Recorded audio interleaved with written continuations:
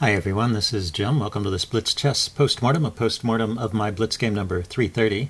I was white here, kicked off with d4. My opponent plays d5, so I go into the Queen's Gambit, and he plays the Slav defense. So I play knight f3, which stops the move e5. He goes knight f6, top choice, and then I play e3, which is the second choice. If you play knight c3, then that allows the note boom variation where black can take the pawn and push his queenside pawns forward, and you usually get the pawn back, but he gets some interesting counterplay here, and so I avoid that by playing e3.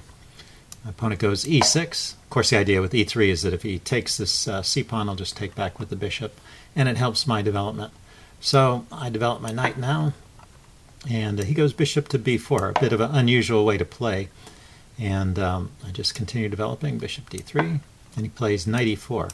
So taking advantage of the pin on the knight and putting more pressure on the c3 square, I play queen c2 to defend against that, but the better move here is queen b3, not only defending the c3 square, but also putting pressure on the bishop. And the queen is actually useful on this file, putting pressure indirectly on the b7 pawn as well.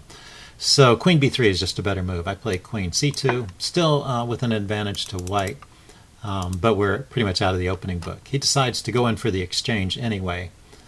Queen b3 is probably more forcing. You would probably be forced to play the exchange, and this is good for white here. Black has given up the bishop pair, and white has more center influence. Even though these pawns are doubled, they're both near the center here, and it's a pretty good position for white.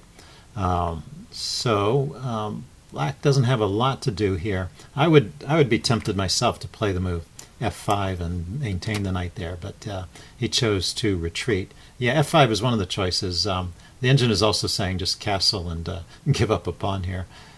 Is it safe to take the pawn if he just castles? This is an interesting question.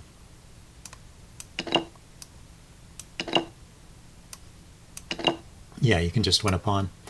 There's no particular backlash there, although the engine thinks it's even better to play in other ways. Okay, so anyway, knight to f6 is a way of holding on to the pawn, but after castles, and c takes d5, I get a pretty good position. He's going to take back with the c pawn to maintain two pawns in the center, but now I have this extra c pawn which I can push forward and use that to exchange off and get an extra center pawn. So I'll be in good shape here throughout this opening, and it gives me a one-pawn advantage here. Now, it turns out I don't play this the best way. It looks like pushing c4 immediately is the right way to go. I am still okay here. Let's show where I lose the advantage here in a bit. And right here, once again, I should push my c-pawn forward. Might as well do it before black has time to get organized and slow down that push. But I put my rook on an open file, still not too bad. Knight bd7. And then here, bishop b5. This is my mistake, and where I let my advantage slip quite a bit. So this is sort of my last chance to push the move c4. I should go ahead and do it. After this move, it's a bad move for exactly the reason that my opponent showed here. He can just kick the bishop, and if I drop back in this direction, he gets to kick it again. And actually, this is helping black because he gets to push his pawn to b5, and now he's clamped down on this square, the c4 square, and my idea of pushing the pawn to c4 is gone. And you see my advantage is dropped in half here, so a clear mistake there with bishop b5. Okay, my opponent goes... Oh, I went bishop d6 here. Yeah, I felt this bishop wasn't doing a whole lot on the queen side, and I was looking to reorganize it to a better square, and I spotted that I could take advantage of this d6 square, which is kind of a funny move, but looks like I can get away with it here. Now this next move, though, a4 is a blunder because I failed to reckon with this tactic. But knight b6 is a double attack because the queen attacks my bishop and the knight attacks my pawn. So that would completely lose my advantage and even equalize or maybe slightly better for black. Fortunately, he didn't play that. He played bishop c6, going after the pawn another way. So I exchange. My turn, yeah. Bishop takes b5. So we get all these exchanges, and then he plays knight to e4, getting his knight back to a good position and attacking my c-pawn. Cancel that. So I retreated the bishop here. It's under attack from the knight. And put it on a safe square. I could have tried bishop f4 there. Rook c8, putting more pressure on the c-pawn. b3 defending. And knight takes. He decides to take off my bishop here. And then bring his other knight into the game. I play knight d2 to support this idea of the c4 push again, which is back in the position thanks to those exchanges. Queen c7, keeping pressure on the c-file, rook c1. So it's all about the c-pawn now. This doesn't look like such a great pawn, but this is my advantage here, so I need to nurture it and push it forward. He plays rook b8, and so now I have the chance to do that. I can trade rooks. Oh, I didn't take right away, huh? I took, let's see. Oh, I pushed right away. I could have traded right away, too. This works as well. c4, he takes. Then I took the rook. Took with the rook. And now I can take with the queen here. And so I've just got a pawn, and it's a good center pawn, too. So if we were to get into a king and pawn endgame, this would be an easy win. Even with a rook endgame, we've got 5 pawns against 4, and it should be winning as a rook endgame. So this should be no problem. Although, just because something is a win doesn't mean it's necessarily an easy win. So you still have to be careful. It's one of those traps to get a little bit overconfident. So black plays h6. Notice he couldn't move his rook right away because his king was trapped in the back rank there. So he needed to give space to his king. I bring my king towards the center here where I thought the action was going to be. g6, king e2. Let's go through some of these moves up to where I make my mistake.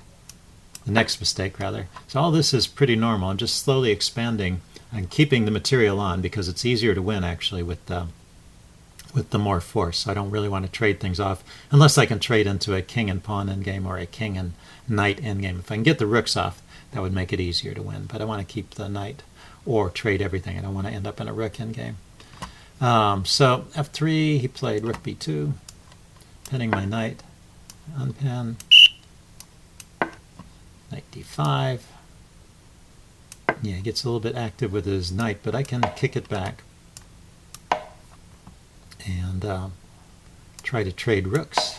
And he's not having that, which is good. Black should keep the rooks on and try and put up a stiff resistance. He wants to trade knights and keep the rooks on to put up the biggest fight. So I go knight c4, rook d8, putting pressure on my d-pawn, which is now defended only by my king, but this is still an okay position for me. Knight e3, I'm just trying to maneuver and figure out how to get the next pawn push in. I have to keep making progress without falling into any traps. Knight h5, he's hitting this loose pawn here. g4 could have been played. Yeah, the engine likes g4. So you hate to play a move like this, getting your pieces in a passive position. It keeps the edge, but I should have found a more active way to play there. So knight g4 is interesting too, as well as g4. Knight g4, knight takes g3, and knight e5. Giving up the pawn and just getting a better position for my knight. Interesting way to play. Okay, so I played the purely defensive move here. My opponent tries to get active with his rook, but now I can push on with d5. And I'm in pretty good shape here. This pawn is isolated, but it's a passed pawn, and it's strong in the endgame. So black goes after that. And now, here's my mistake. I need to just play king d4 to defend it. I just walk into this knight fork, and this advantage that I've carefully nursed the whole game disappears in a single move. So just a single move can give the game away, and there's no defense here. I'm losing the pawn. So we play on a few more moves. I have to get my king back. Let's see. Did he have a way to play for a win here? Rook d1. Yeah. So after kicking my king back, rook d1 is a way for black to stay active, going after my knight here and maybe winning some more material and harassing these pawns from behind. Rook d1, knight h2, rook h1. Huh. Okay. Yeah, I mean, my pawns are a bit odd, but I should be able to hold this in spite of what the engine is saying here. Let's see, is there a reason why I can't go after rook d1? You know, just knight to e3. You know, I want to defend my backward pawn here. rook e1, rook c3. I guess I have to worry about checks, chasing my king away from defense of the knight, but and then knight h5 check, king g4. Okay, well, there's kind of a deep variation here, but looks like black does get some pressure there. Anyway, he played g5, so we're in a completely even game. King e3 and rook e5. I'll check and driving my king back, but basically this is all equal throughout this part of the game. So let's go forward a few moves. Okay, that was a mistake, giving him a bit of an advantage. Does he play knight e4 check? Okay, he doesn't spot it. So yeah, it's tricky. He's managed to activate his pieces and start going after my pawns over here. With my doubled pawns are my weakness in this position. I try to get active with my rook and defend. And now rook a2 would be winning, yeah, because he can gobble up this pawn. So yeah, it was just a tricky position to defend. Let's back up. So we skipped over that other point. So at this point, however, he takes the pawn here, and this is not winning anymore. And I have an advantage here suddenly again. But it's hard to win still, and if we play on a few more moves, I don't quite find the right moves right here. So this is my strongest advantage. If I play rook g8 immediately, cutting off his king, then it looks like I can hold everything, and he can't ever advance this pawn, right? Because I can just take it. Okay, interesting. I didn't spot that rook g8 idea. I was trying to get my king over to where the rook checks would be more effective, but I should have just blockaded with the rook. And now we get into once again a drawn position. Okay, so a very back and forth game, but we repeated here and back up before we started the checks.